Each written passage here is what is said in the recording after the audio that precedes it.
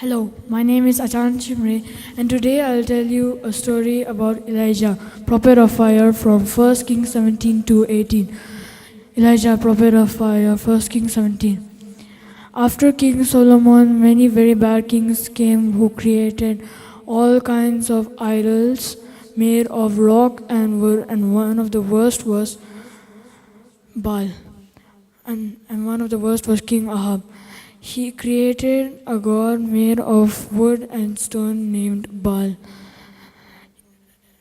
He declared that everybody should worship Baal, and everybody worshipped it as he would kill anyone who didn't.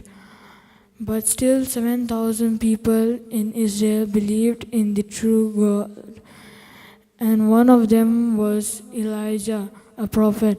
God sent Elijah to King Ahab to talk, but King Ahab wouldn't listen, and God was angry. So he punished King Ahab and Israel by not letting it rain for many months. And now King Ahab wanted to kill Elijah, but Elijah was safe in a desolated place near a stream, where every morning birds would bring bread and meat. 1 Kings 18. 3 years later, King Ahab still did not want to listen and still worshipped the Baal. So now God sent Elijah again to speak, and he said, "We shall have a competition on Mount Carmel tomorrow." And King Ahab agreed. Uh, King Ahab brought many leaders of Israel and hundreds of priests who now believed in Baal. They built 2 altars for Elijah and King Ahab and placed wood on the altars. Elijah said to King Ahab, "Don't light the wood. Let your God Baal light it from the heavens, and we shall see who is the true God." King Ahab agreed.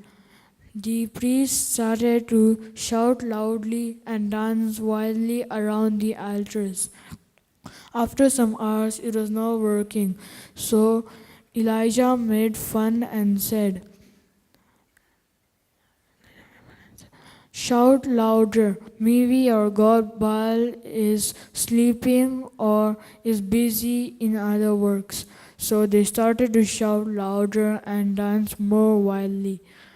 Now, after several hours, it was not working, so it was Elijah's turn.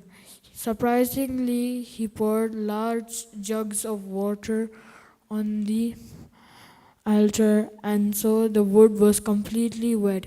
He dug a canal around the altar and poured water in it. He raised his hands high in the air and he prayed silently. "God, teach us today that you are the true God and that I am your servant, and we should all obey you." And suddenly a huge flame descended from the sky on the altar with a large sound, and everything on the altar, including the huge stones, burnt up. And surprisingly, the water dug around the altar had disappeared. Everybody who watched it was surprised, was shocked, fell on their knees and said, "The Lord is the true God." Thank you.